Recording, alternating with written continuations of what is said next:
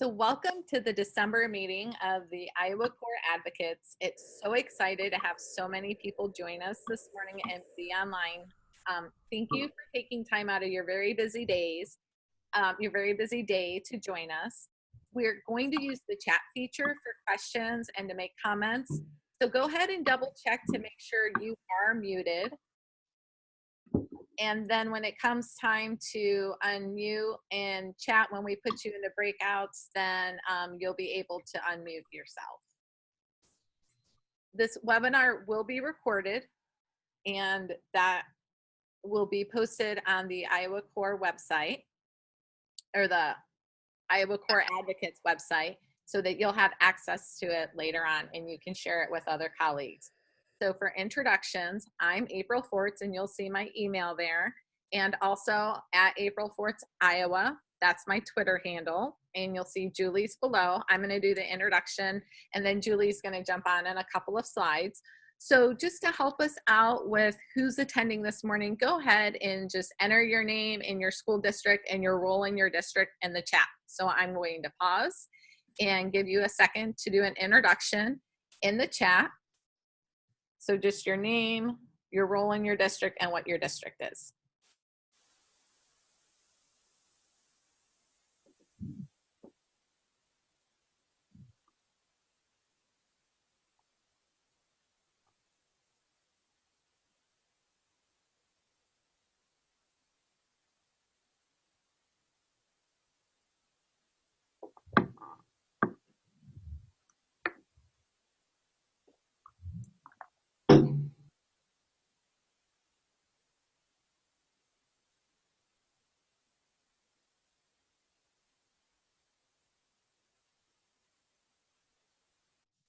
Okay, great. And if you're still working on your introduction, that's fine. I did email you the slide deck, so you should be able to get into it.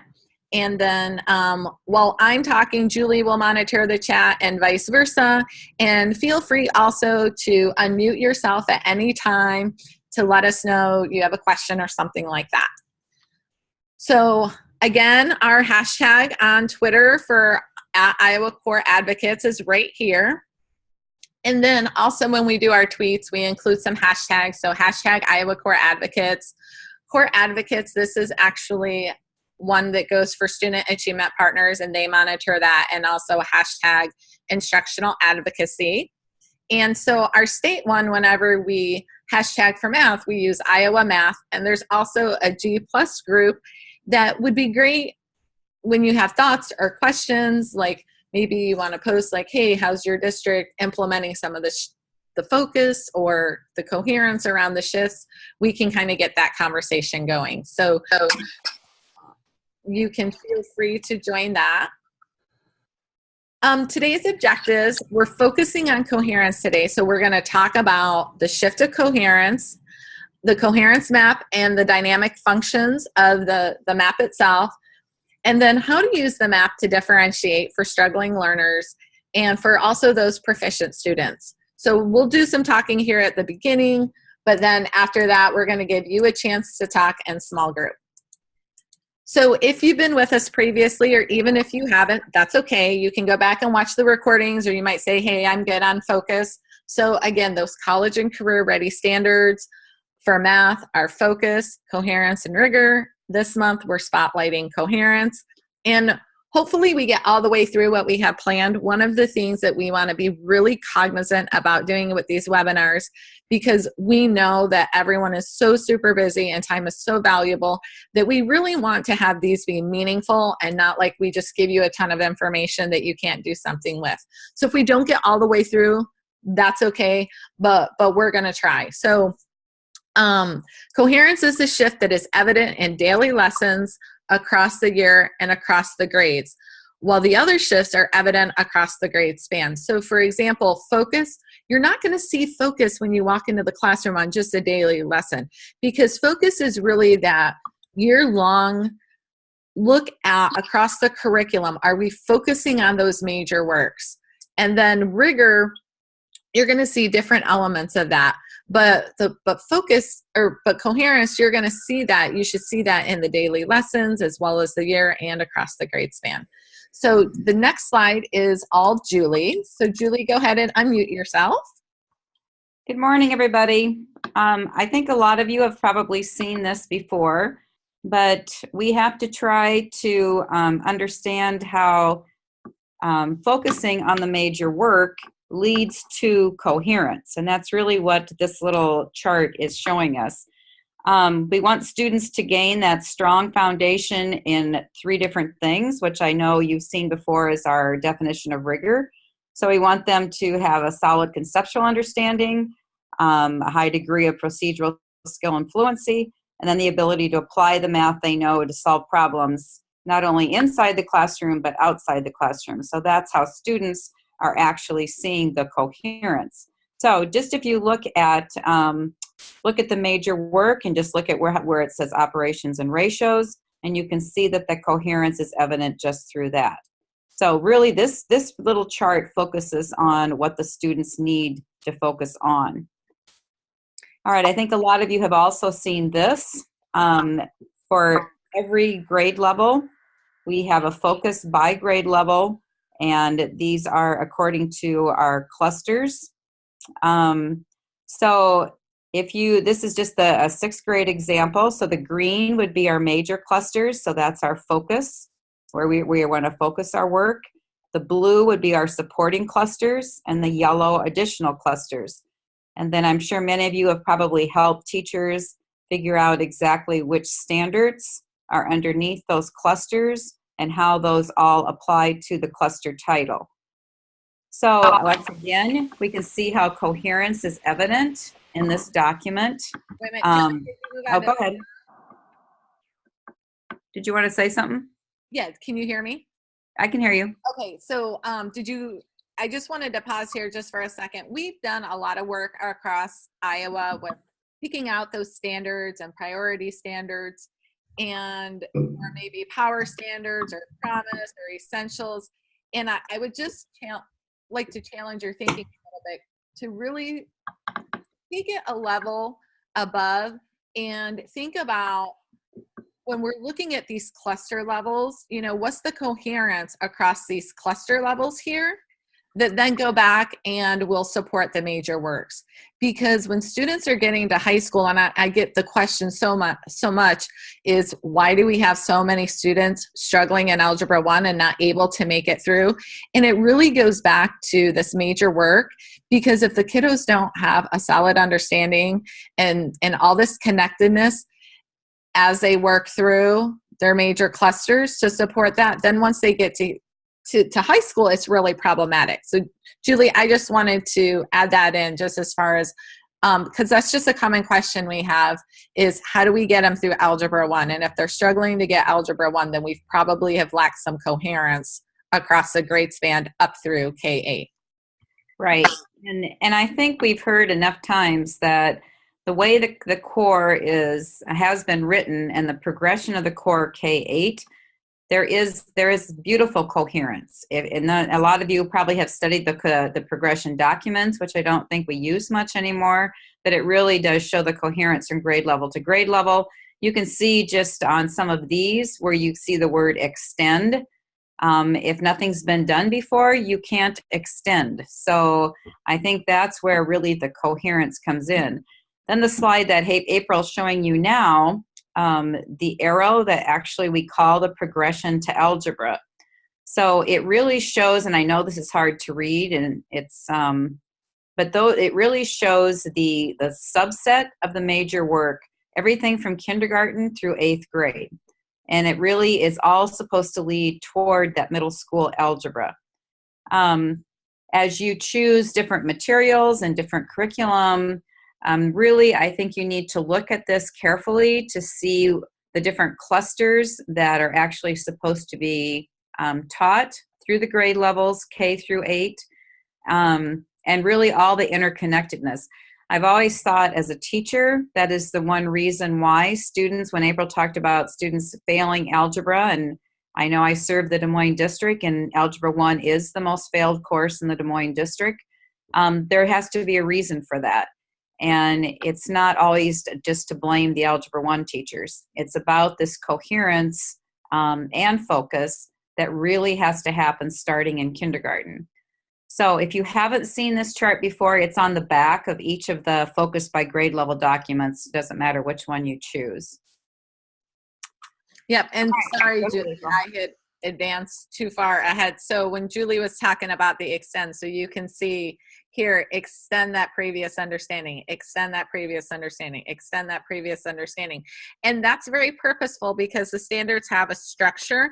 So when we tend to the shifts of focus and we allow the time for those major works to support up here, what we want students to really be able to do. So then when we take it to the next grain size down, which is your cluster level, you'll see where we're extending it. So all those standards really support it. And where we're trying to get students to is as Julie said, to this arrow here. Now something interesting here, and I don't know if any of you are like I am, but there's a little asterisk down here, and I'm horrible about reading some of those things. And so I'm just going to pause here and read that. And it says that because I know it's hard to read online. The asterisks indicate clusters that is well thought of as part of the student's progress towards algebra.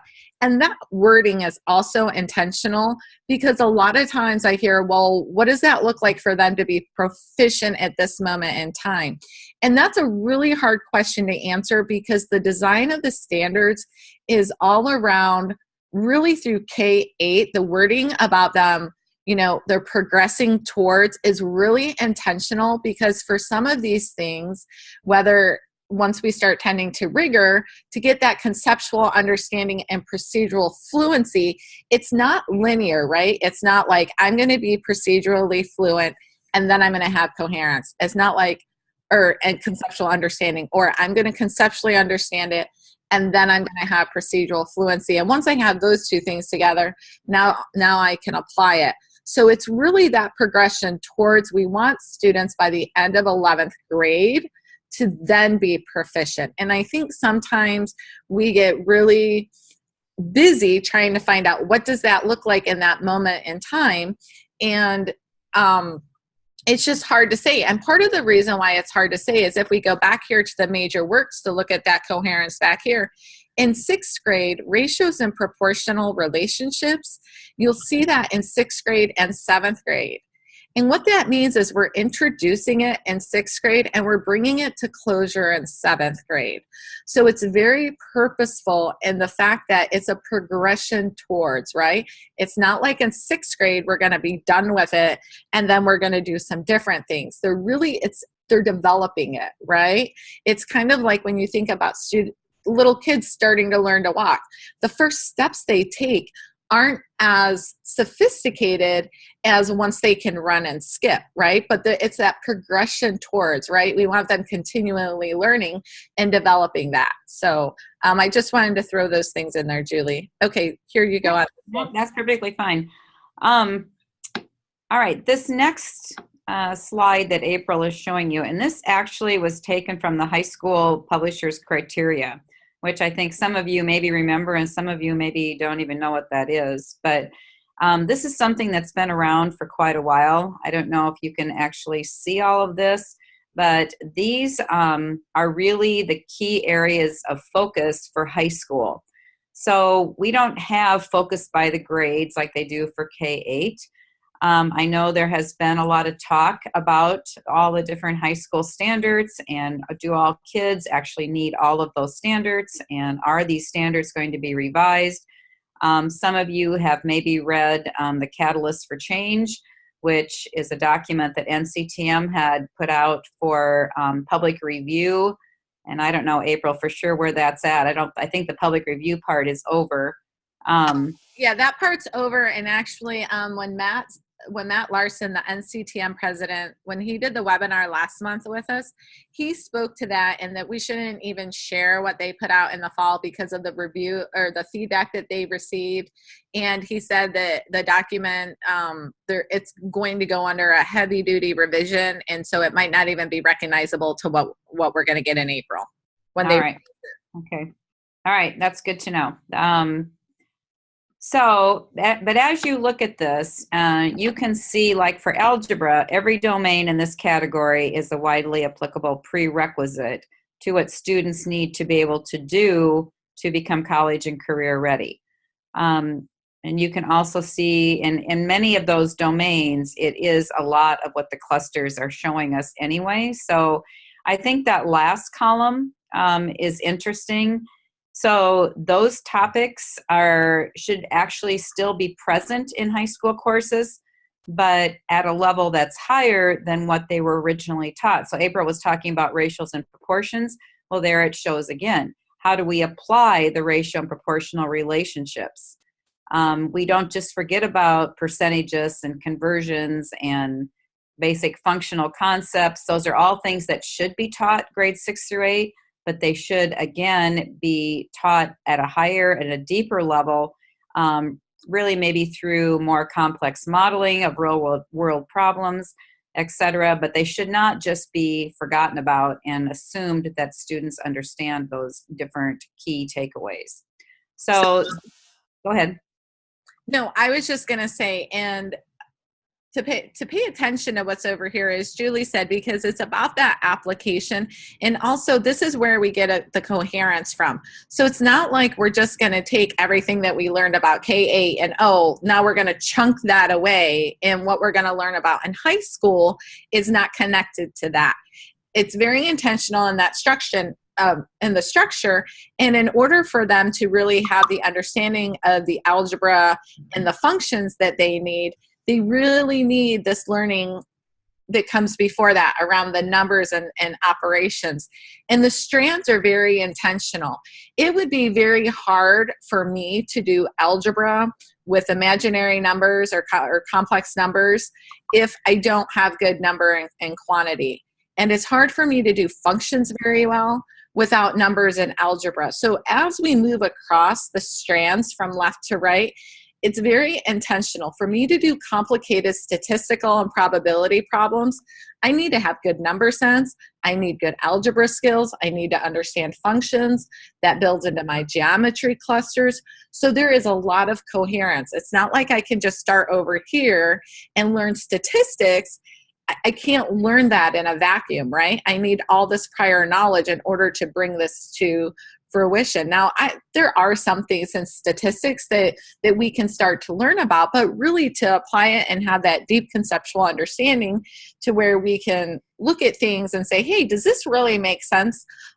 We need that coherence across the strands also, or across the domains, right? They call them we call them domains now, and they kind of used to be called strands. So that's just some vocabulary on my part.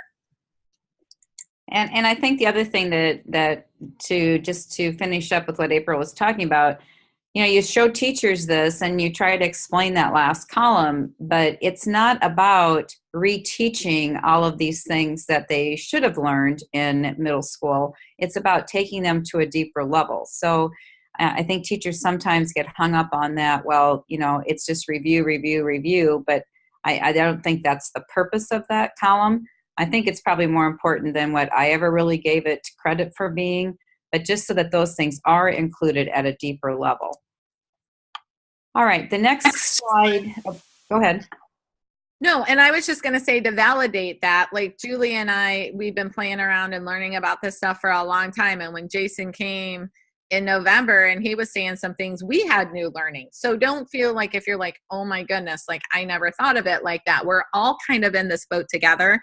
And that's why we wanted to start the Core Advocates, is to just keep the conversation going, because I know each time that I talk about something or think about something, I make a new connection. So just have confidence in knowing that we're progressing towards that proficiency and understanding these and what we can do with them in the classroom.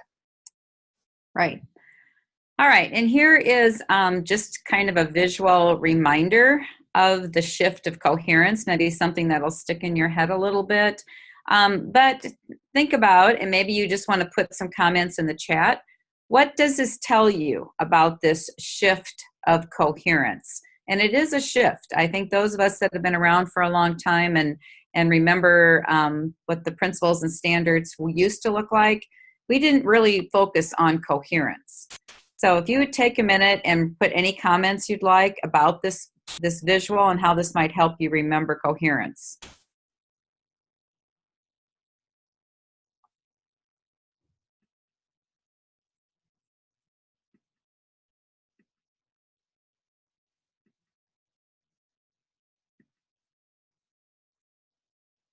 Right, so rewrote the standards build on one another. The new learning is connected to previous learning. And I think that is huge. I think that is something that we really have to help students understand. In my experience, there are many, many, many students who walk into a math classroom every day and see no connection to what's happening today to what was going on yesterday. I think that's still a major reason why so many students have trouble with mathematics, is the connections just aren't there. Yep, and we had some great comments in the chat too, that they build on one another, new learning's connected, that there will be few gaps, because if you think about it, if there were a bunch of gaps in here, then the top blocks wouldn't be able to stay up there, right? It's kind of like a game of Jenga, and so I really like this visual. And next we have a video that we're going to play. And this is where Bill McCallum, one of the authors of the standards, he talks about coherence.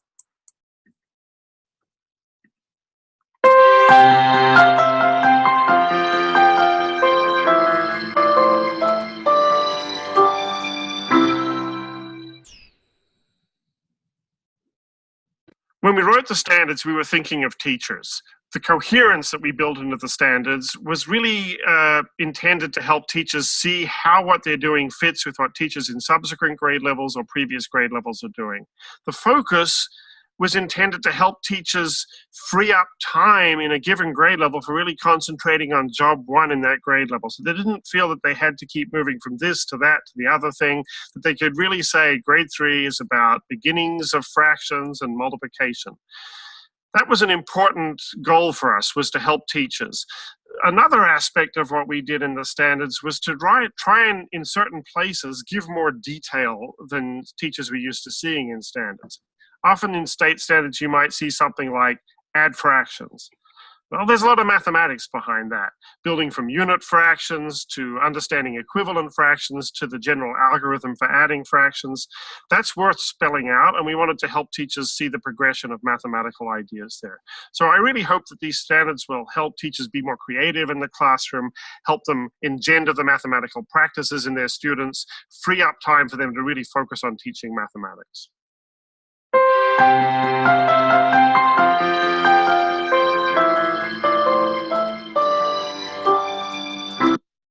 Okay, so wanted to make sure I could get out. Sometimes when I expand things and I get stuck in a Zoom, I can't get back out of the screen that I'm on. So this slide, we put this slide in here just to reiterate that each standard is not a new event, but an extension of that previous learning. And it's really about the coherence across that K-8 that sets students up for that success in high school to get them through the Algebra 1. In this next slide, this is one of the examples where you can see the staircase of the algebra design in the OA domain. So you can see that in grade 1, students are applying properties of operations as strategies to add and subtract. And we have the commutative and associative property of addition. Then when we go into grade 3, now we're multiplying and dividing. And again, we still have that the commutative property and the associative, but now we're going to apply that to multiplication and division. And then in grade 5, we are having students write simple expressions that record calculations with numbers and interpret numerical expressions without solving them. And then finally, in grade 6, students are applying the properties of the operations, which they started way back in first grade, to generate equivalent expressions. So as Bill said, they were very intentional, so it's not accidental. So sometimes in some of the work that we do, we can, if we break the structure of the standards, then we might not be seeing the coherence that is really intended to be in the standards and the clusters. And I think the other thing, really quickly, as you look at these stair steps, you see the words apply the properties of operations. I think that is so, so important for elementary teachers to understand what those properties of operations are. So you can always guide them back to their Iowa Core book. There's a page, I don't remember exactly what it is, but toward the back of the book where it shows the properties of operations. Even if children don't know the word associative property, that's fine. You can understand when they are applying that, and you can encourage them to keep applying those properties, because that's really what this is all about, to get you away from just teaching the standard algorithm all the time. So I know back when I worked more with some of this with the Iowa Core, we actually took every standard from operations and algebraic thinking, because that does go through the grade levels, and cut them apart and put them in envelopes and had teachers try to put them in order as to what grade level they thought they were taught in. And that's really eye-opening for teachers who maybe you've only taught fourth grade your whole life. So, and you can do that with some of these different domains that go across the grade levels. Thanks, April. Go ahead. Yep, nope, you're good. So then this next one, moving to the second aspect of coherence, looking at how the standards require linking topics within grades. So instead of bar graphs being yet another thing to cover, distracting from the focus, the standard is telling us how to use the standards. Well, in the past, or how to use bar graphs as an opportunity to engage more deeply with the major work of the grade. And these connections are explicit in the standards. While in the past, picture or bar graphs might have been a distinct thing to be accessed, now they need to be connected to the major work of the grades. So supporting topics such as data are still included in the standards. The shift that they are now being taught in a way that supports the major work of the grade rather than another isolated topic to be covered and assessed. And that's the thing, we want kiddos when they come into the classroom to feel like, hey, this makes sense. This is connected to yesterday, not like, well, what are we doing today? You know, that was always a question my students had. What are we going to do today, Mrs. Swartz? Well, we're going to connect it to what we did yesterday. And so in this next slide in here, we see the same coherence in middle school topics. Instead of statistics being, again, yet another thing to cover, detracting from the focus, this 8th grade standard tells us how to link working with bivariate data to the major work of the grade, linear algebra, and functions. And so on a side note, and I think she was on, but this standard also gives an example of how science teachers can support the math standards. And I think Dr. Kilabarta, our science consultant at the DE, is with us this morning. So hopefully she appreciates us giving some props to science here. Probably my most favorite tool to use from Student Achievement Partners is the Coherence Map. And you may have seen the Coherence Map before, but it's got a lot of different moving parts. So we're going to give you an overview, and then we're going to give you some time to explore that. But so we did say that one of our outcomes was going to be, how can we use that to differentiate? So right here it says how we can do that. We can build student understanding by linking together concepts within and across that grade band. We can identify those gaps in a student's knowledge by tracing a standard back through its logical prerequisite. So if I have a student struggling in 6th grade, I can say, why are they struggling? Is it that they're struggling with this concept, or do they not have those prerequisites? And it's really important, because there is such structure to the standards, that at the second we start losing students, that's when we need to intervene. It is really difficult, and I'm coming from a secondary background, it's really difficult to help the student in 9th grade when they've got so many gaps in K-8. It's just almost impossible to get them caught up.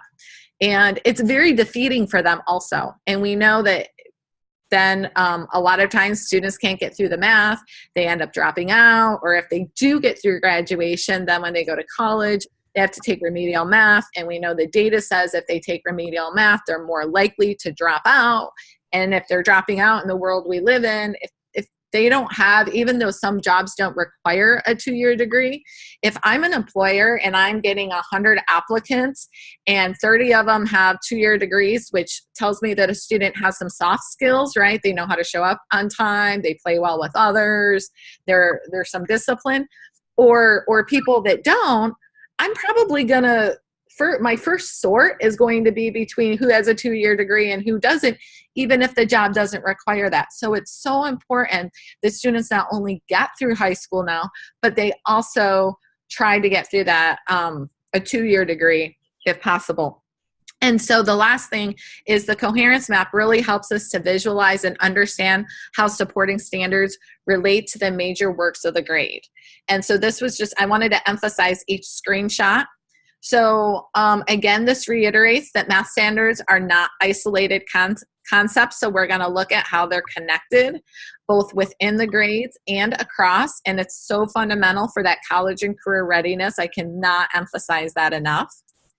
And a great thing about this Coherence Map is it's interactive. Like, it is a live breathing thing that gets updated. Now, I know you might go into something and be like, oh, they didn't have a task for this, or they didn't.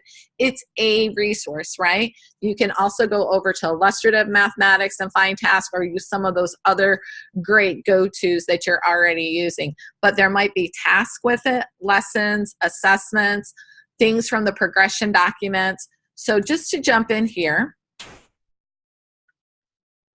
And so when you go in to get started, and so those screenshots I shared with you just came from here, but I feel like this contains so much information of really the potential that we can do with the Coherence Maps.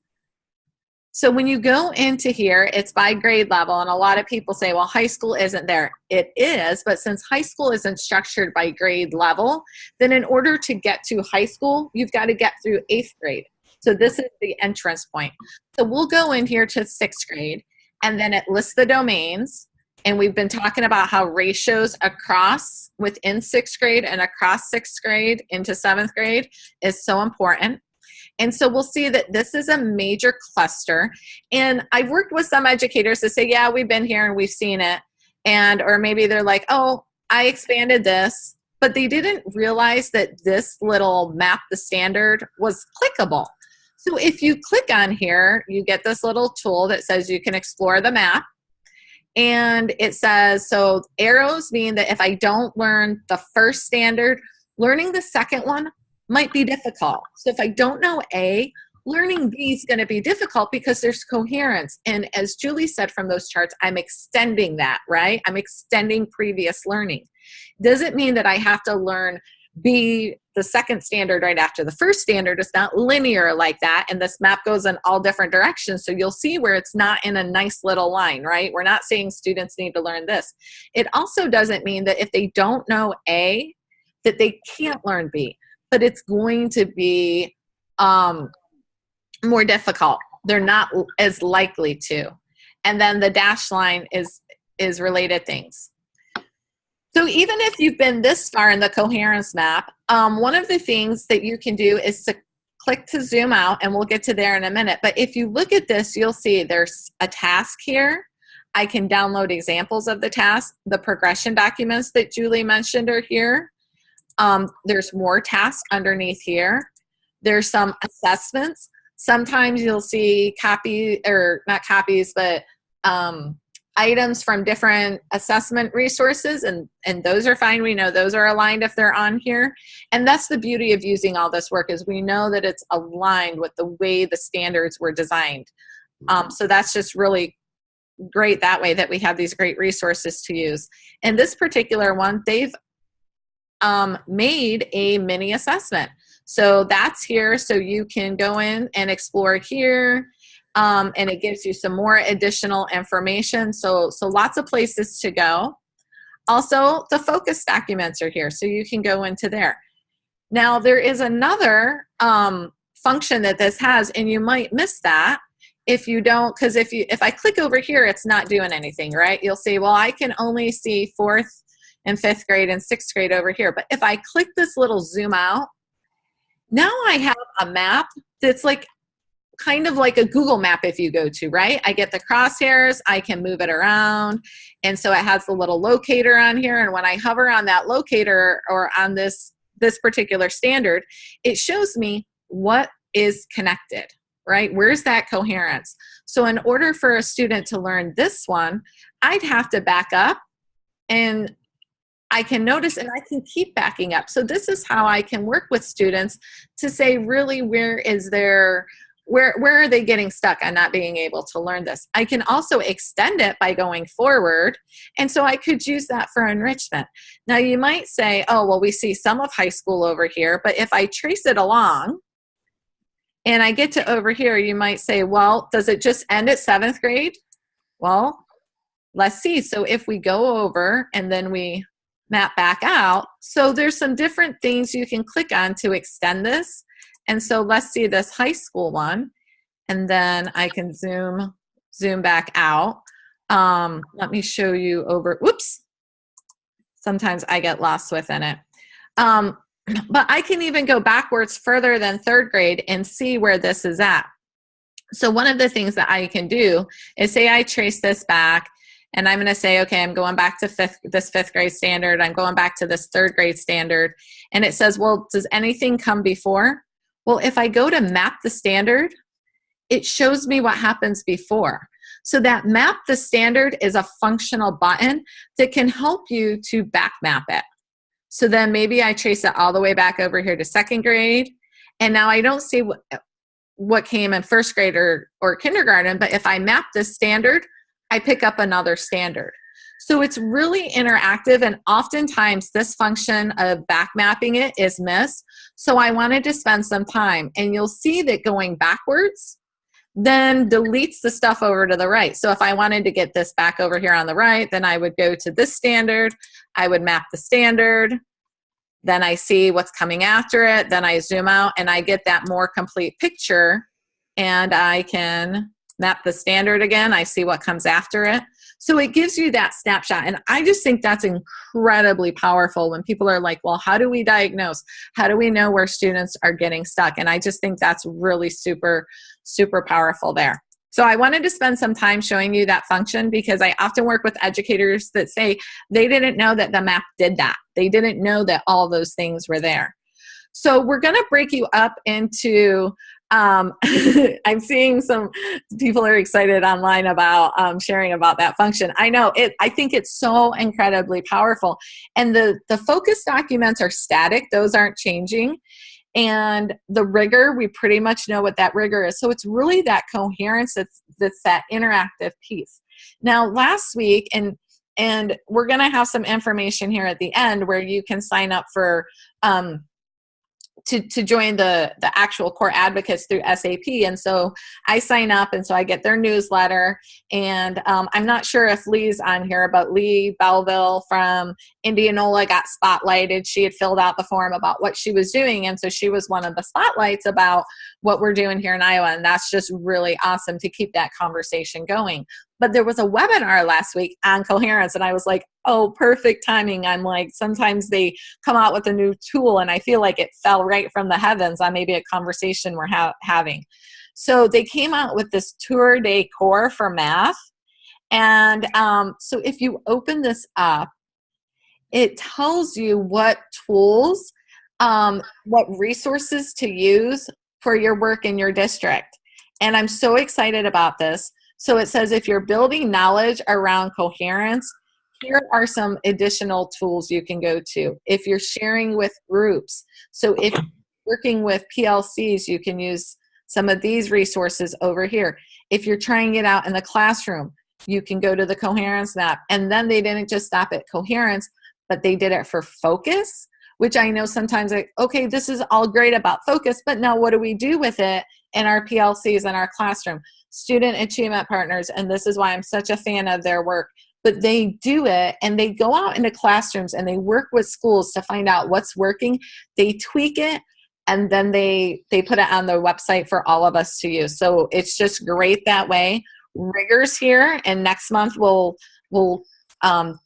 dig into rigor, working with imperfect materials, integrating the standards into your PLCs. So I just love this resource because it helps you to navigate what's on the website, because sometimes I even get lost. This coherence tool is just something that we use to help kind of think about how you might work with a student that's struggling to identify that gap. And we worked on it over the summer with the core advocates. And it's really basic. It's in draft form, but it just gives you an example of if the student is struggling to learn this here, the standard, then you can use that coherence map to go backwards and say, well, what were the prior standards? And then you can use the assessments in there to assess, to say, does the student have understanding of these two standards? Because if they don't know these two, so this is that A, then it's going to be harder for them to learn B. And notice that that coherence is evident again, because it's not saying, well, they have to learn this one in second grade and then immediately afterwards they learn it in third grade. It's the next year, right? So this is another example of that coherence. And then you can continue to back map it and use it to identify tasks and assessments to increase that student understanding. So this is just really a primitive tool, but if it helps you, great. So we do have still about 20 minutes, and I'm going to go ahead and try to break you into small groups, and we're going to try to do that. We did give you some small group talking prompts, which were just what new learning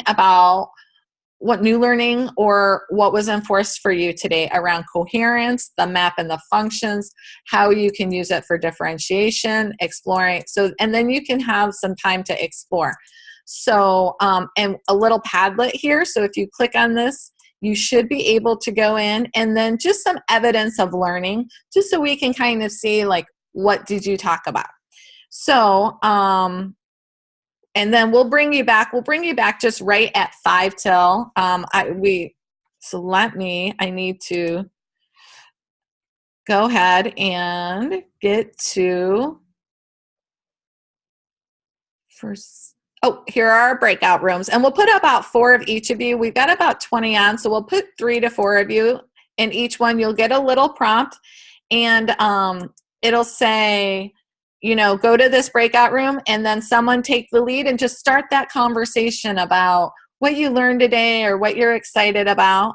And then we'll bring you back about 5 till. And you can still talk to us in the chat, so please feel free to do that also.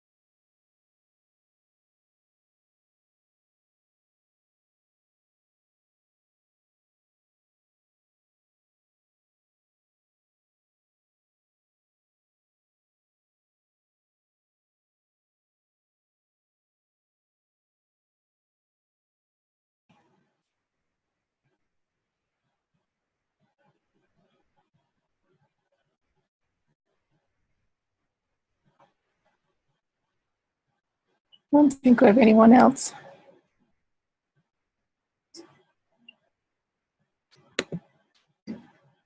So if we just go ahead and start with a small group talking prompts.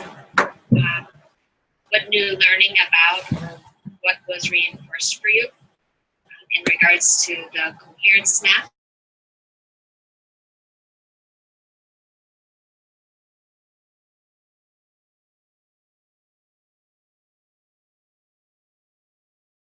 to be able to track the standards backwards. So that was interesting. I think it's probably something that a lot of teachers don't even know exists. I know most teachers I work with would not know there is such a thing. And it's really helpful to especially special ed teachers who are working with math kids and not really understanding where their gaps are. I think it can be very helpful. What other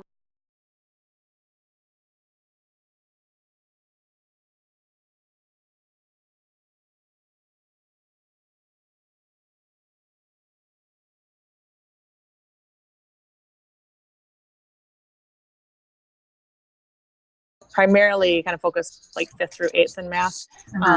And so I think backmapping, like some of those algebra standards, like the 8th grade, some of those 8th grade standards, like finding those gaps that started probably back in 4th grade will be really helpful. Yeah. Hopefully if we can fill some of those holes, then they don't, it's not so evident when they get them. Exactly. Even we're K-5, so we even see it within, kindergarten through 5th grade, and we're backing kids way up into, some of those earlier standards at 5th grade, and it's hard on teachers, so we can figure out where those gaps are, and if there's patterns too, we can make sure our curriculum is designed to hopefully not have those gaps as often. So exactly, yeah.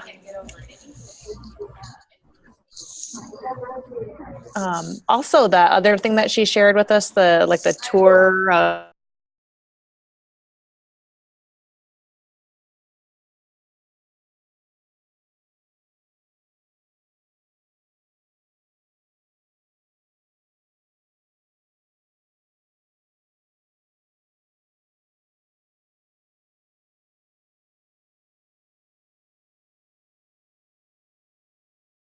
For the Iowa Core Network.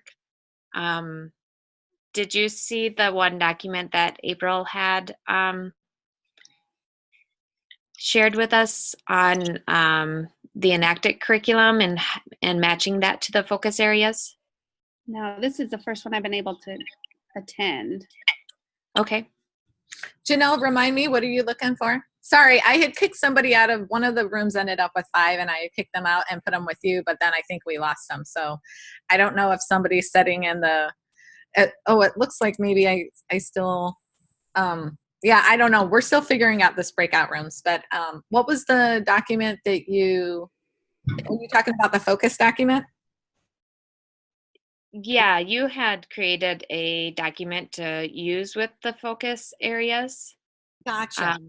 And it was by grade level, and it was to document instruction that fit underneath all of those major clusters by grade level, so that by the end of the year, you knew if you were meeting that 85% of instructional time that should be devoted to those focus areas. Right. And we did put that in the slide deck from the last time. So if you go to the website, and I will send that out. And sorry, it's just your first initial, so I don't know your first name. No, Danielle.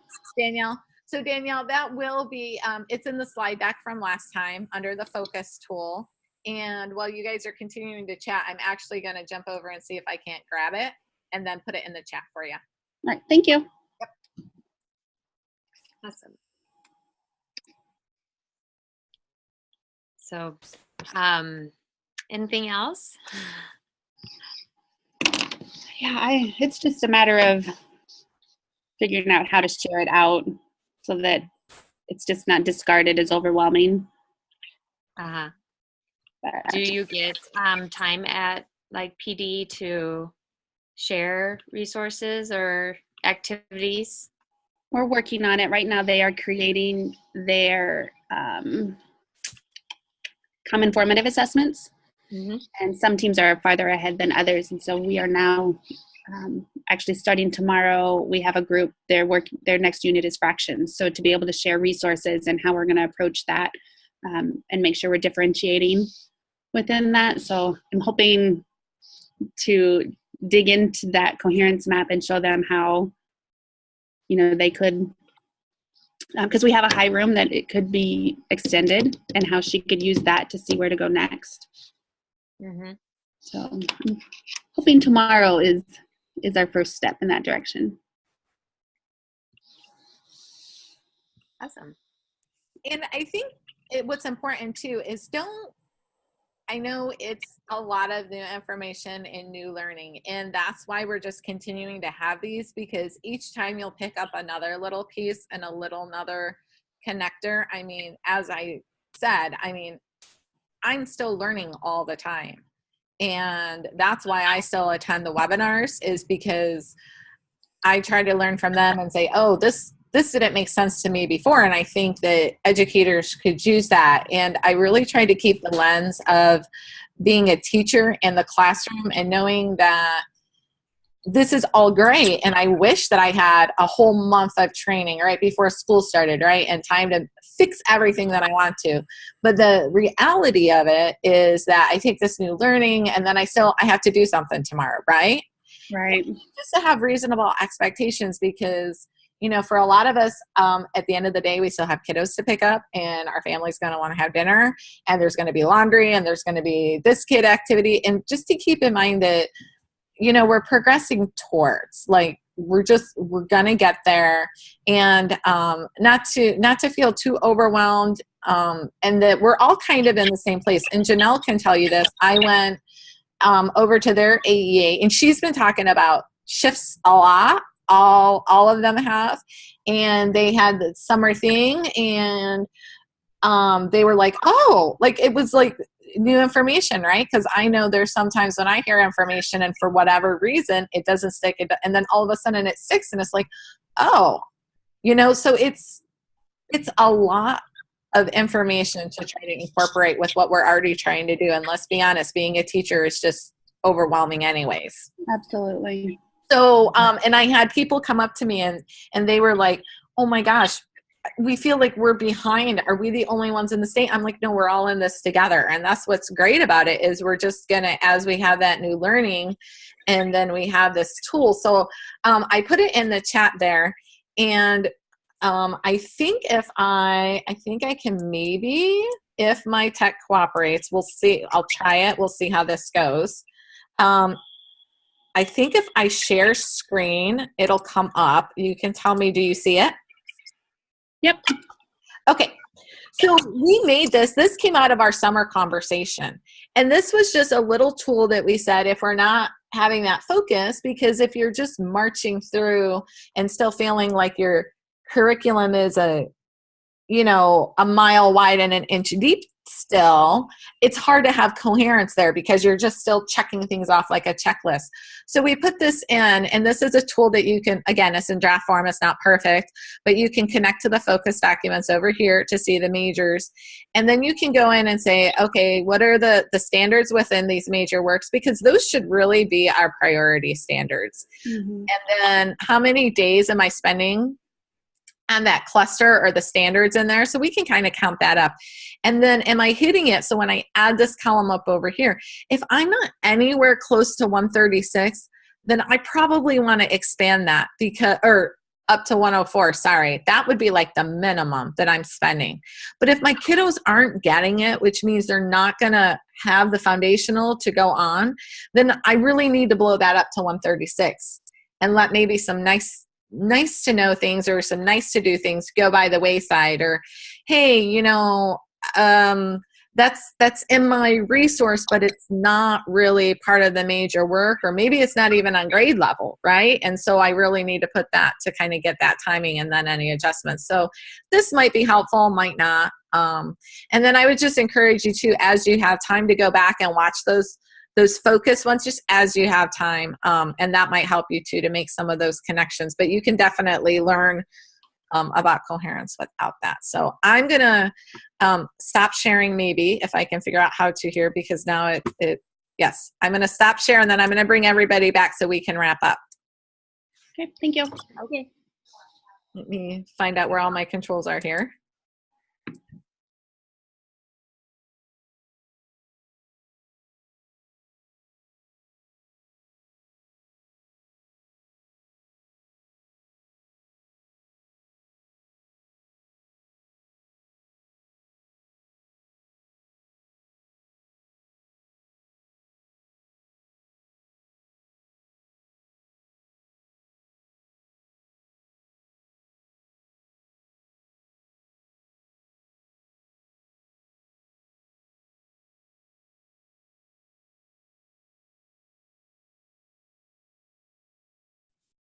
Okay, so we're just waiting for everyone to come back.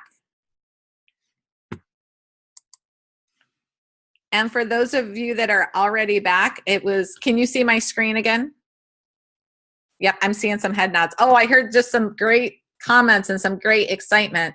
So we're still waiting for breakout room 2. They'll be kicked out in 8 seconds. So I would still encourage you to go into the Padlet and share any new learning. You can do that individually. You can do that as a group.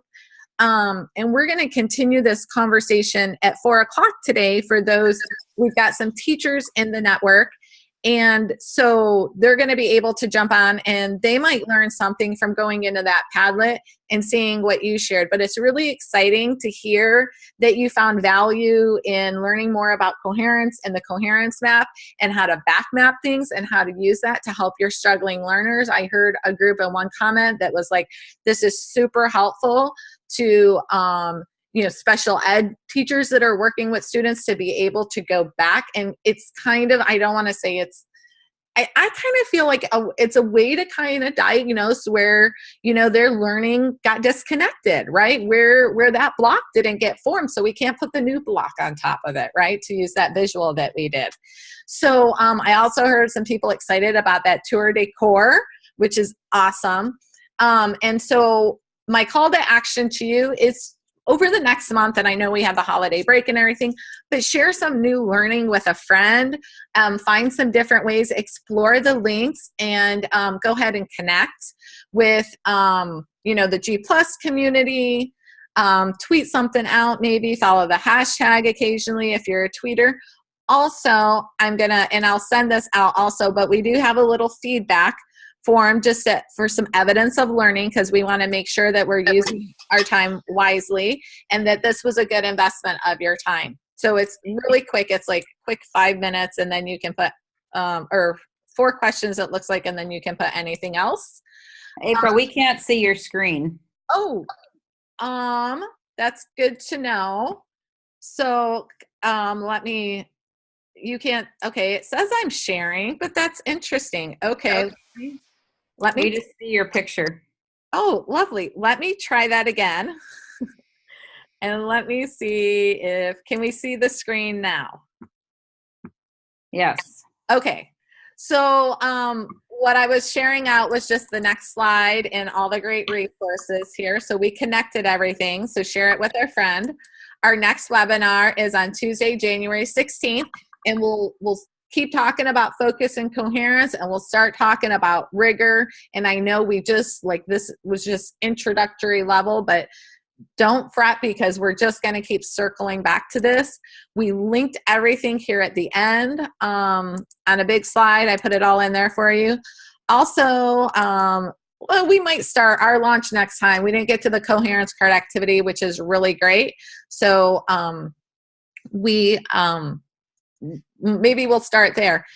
Just to go back, because now that I just realized you couldn't see this form, but on the bottom, and I'll email this out also for you, so you'll have it right in that email after I get the recording posted, but we have a little Google form just to have some evidence of learning to see how much you feel like your understanding of our 3 learning outcomes increased for us today. And then the last slide is, so we put everything on the website, on the field guidebook, and then you can also, a last thing is connect with student achievement partners. These are the people that I learn from. These are the people that, come in and coach us up and that we go to their webinar. So you can sign up for their newsletter. And also there's an email option to where you'll get email updates. And then there's a Google form where I mentioned that Lee Belleville had put in what she was doing. They want to hear from you. They want to learn from us. So this is actually through Student Achievement Partners. This isn't an April form, but a lot of people use those Google forms and go in and they want to know, what are you doing with this? How are you using it in your districts? So it's very action oriented, and then they tweak their resources from there. So again, I appreciate all of your time and energy. It is 11 o'clock. Julie, thank you so much for co-facilitating. I hope everyone has a great and happy holiday and get some time and some rest.